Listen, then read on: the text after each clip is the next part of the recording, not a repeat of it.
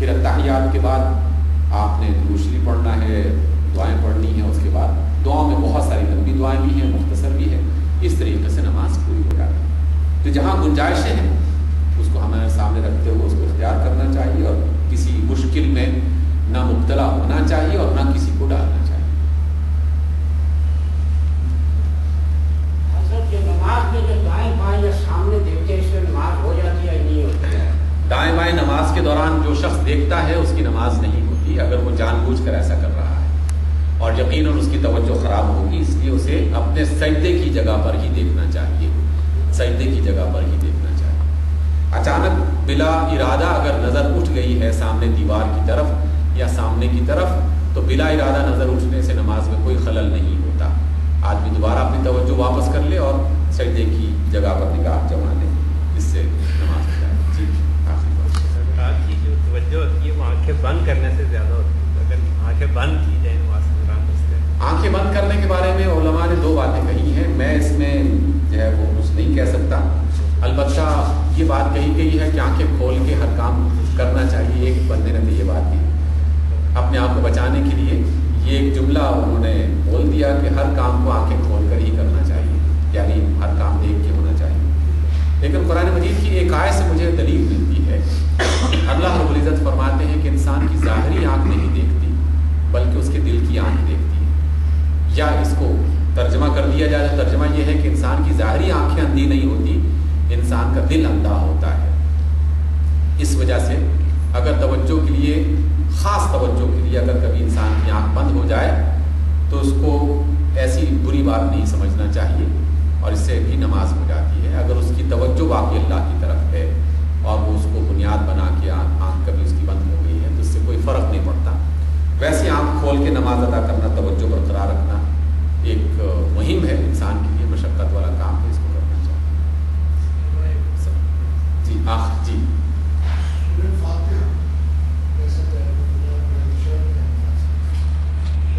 جی جی جی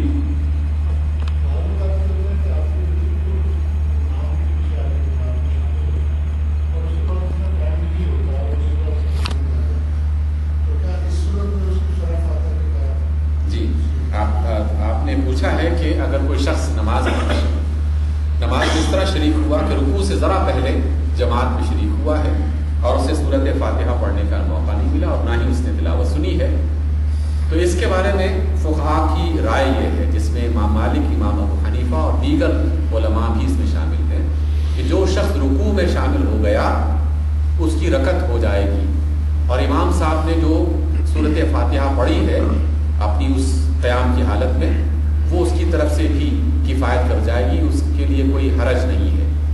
ہمارے ہاں جو اہل حدیث سلفی افراد ہیں انہوں نے اس بات کو بنیاد بنا کے کہ چونکہ آدمی نے سورۃ فاتحہ نہ سنی نہ پڑھی، اس وجہ سے رکوع میں شامل ہونے کی صورت میں وہ رکعت کو مکمل نہیں سمجھتے، وہ رکوع میں شامل ہونے کے بعد اس رکعت کو پورا دہراتے ہیں کہ ہم پوری رکعت نہیں پا سکے۔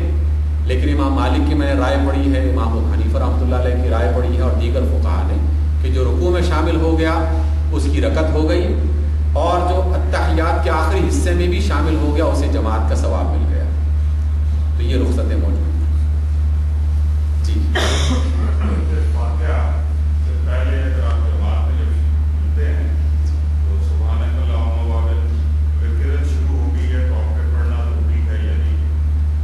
اگر یعنی قراءت شروع ہو گئی ہے تو سورۃ فاتحہ جہری نماز میں نہ پڑھیں، بلکہ امام صاحب کی جو قراءت ہے وہ کافی ہے۔ جی بس اس کی بھی ضرورت نہیں، البتہ ظہر اور عصر کی نماز میں اگر وہ شریک ہو رہا ہے اور اسے فاتحہ پڑھنے کی گنجائش موجود ہے اس کے پاس تو پڑھ لے اپنے دل میں، اس کو پسند کیا جائے۔ جی آخری ہم آج کی جو قرآن کی کلاس اس کو ہم مؤخر کریں گے، اگلے ہفتے میں کریں گے۔ سوالات دو احباب کے ہیں تو یہ بھی ہو جائیں تاکہ یہ بات جی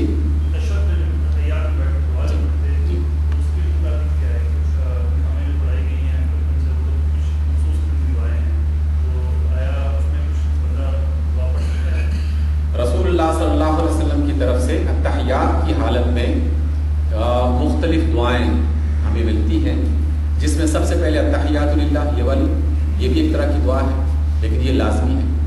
پھر اس کے بعد درود شریف، اس کو بھی تقریباً لازمی ہی فقہاء نے کیا ہے. اور اس کے بعد رب اجعلنی مقیم الصلاۃ، یہ والی دعا، ربنا آتنا فی الدنیا حسنہ، یہ والی دعا. اس کے بعد اللہم انی ظلمت نفسی ظلما کثیرا، یہ والی دعا. اس کے علاوہ اللہم انی اعوذ بک من فتنة الدجال ومن فتنة المحیا والممات ومن المأثم والمغرم، اس طرح کی کچھ اور دعائیں بھی ہیں. تو جس دعا کی دلیل ہمیں کسی حدیث کے ذریعے سے مل جائے وہ سب دعائیں پڑھی جا سکتی ہیں. نمبر 1. نمبر 2 یہ ہے کہ حنفی علماء کے نزدیک اور دیگر فقہاء کے نزدیک جس شخص نے التحیات پڑھ لیا، جس نے درود شریف پڑھ لیا، تو گویا اس نے نماز پوری کر لی. اب اگر اس کے بعد وہ کوئی ایک دعا بھی نہیں پڑھتا تب بھی نماز ہو جائے گی. اور اگر وہ دعائیں پڑھتا چلا جاتا ہے، قرآن کی جو دعائیں ہیں یا حدیث کی مصنون دعائیں ہیں، تو وہ پڑھنے کی گنجائش موجود ہے اور اس کی نماز طویل ہو سکتی ہے. اس لیے یہ ساری دعائیں بعض کتابوں میں مل جاتی ہیں. ان میں سے اگر کوئی شخص نفلی نماز، سنت کی نماز میں ادا کرنا چاہے تو وہ پڑھ سکتا ہے. لیکن امام صاحب کو چاہیے کہ وہ اتنی ہی نماز پڑھے جو مقتدیوں کے لیے کافی ہو. یعنی انہیں ضرورت سے زیادہ بٹھائے رکھنا یا لمبا نماز کو کر دینا رسول اللہ صلی اللہ علیہ وسلم نے اس کو پسند نہیں فرمایا. جی آپ فرمائیں. کون سی نماز میں؟ جہری نماز میں. جی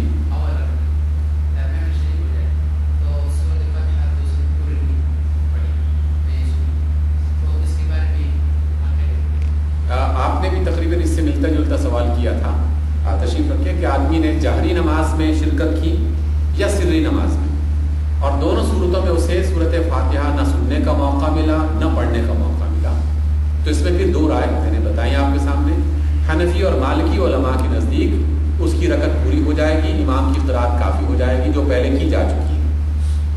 لیکن سلفی حضرات جو ہیں وہ کہتے ہیں کہ نہیں، اسے پوری رکعت دوبارہ ادا کرنی چاہیے کیونکہ اس نے سورۃ فاتحہ نہ پڑھی ہے نہ سنی. تو اس لیے یہ دونوں مسائل اور فتوے موجود ہیں. آپ اس میں سے جس پر عمل کرنا چاہیں کر سکتے ہیں. جی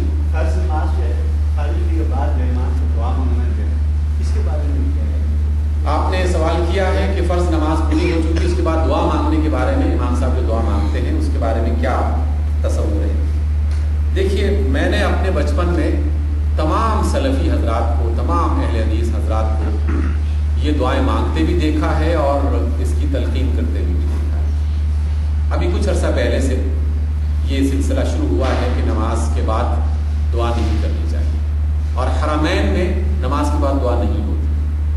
حرمین میں آپ کسی وقت بھی چلے جائیں وہاں دعا نہیں ہوتی. اب اس کا مسئلہ کیا ہوگا؟ مسئلہ آسان سا یہ ہے کہ رسول اللہ صلی اللہ علیہ وسلم نے نماز کے بعد، فرض نماز کے بعد مختلف دعائیں کی، مختلف دعاؤں کی تلقین کی.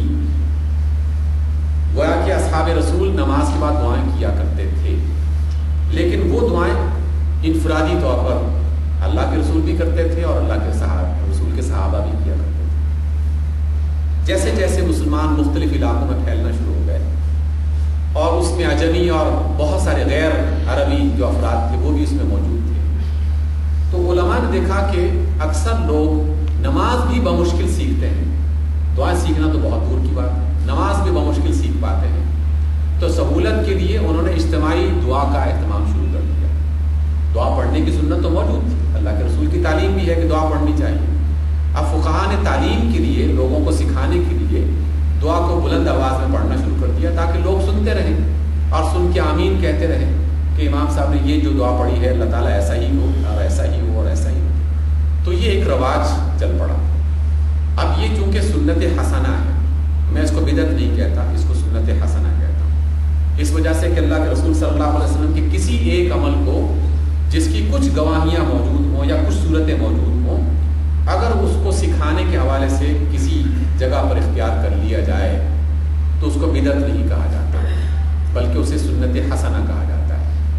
اس میں کوئی حرج نہیں.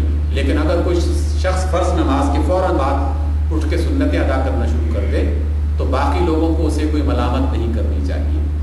یا کوئی شخص امام صاحب کے ساتھ ہاتھ اٹھا کے دعا نہیں پڑھتا، وہ اپنے دل میں خود سے دعائیں پڑھ رہا ہے یا تسبیحات کر رہا ہے، اسے بھی ملامت نہیں کرنی چاہیے، کیونکہ اب وہ امام کی اقتدا سے باہر نکل گیا ہے. امام صاحب نے جیسی السلام علیکم ورحمۃ اللہ کہا، جماعت ختم. مقتدی امام کا مطیع نہیں ہے. مقتدی جانا چاہے جا سکتا ہے, بیٹھ کے انفرادی دعا پڑھنا چاہے انفرادی پڑھ سکتا ہے, امام کے ساتھ مل کر دعا میں شریک ہونا چاہے تو دعا میں شریک ہو سکتا ہے. تو تینوں کی گنجائش موجود ہے. آپ کا نوجوان آخری سوال بلا ارادہ اگر اٹھ جائیں تو نہیں ٹوٹتی, لیکن اگر آدمی ارادتاً اٹھاتا رہے اور اس کی صورت میں یقیناً مکروہ ہو جاتی ہے, ٹوٹتی نہیں ہے, مکروہ ہو جاتی ہے. اور یقیناً کوئی بھی مسلمان ارادتاً اپنے پاؤں کیوں اٹھائے گا؟ زمین پر اس نے سجدہ کیا ہے, بلا ارادہ اگر اس نے رکوع میں جاتے سجدے میں جاتے وقت یعنی وہ بیٹھا ہوا ہے تحیات سے دوبارہ سجدے میں جا رہا ہے تو بعض اوقات اپنے پاؤں کو ترتیب دیتے ہوئے اس کے پاؤں اگر زمین سے اٹھ جائیں تو اس میں کوئی حرج نہیں ہے, کوئی ایسی غلط بات نہیں.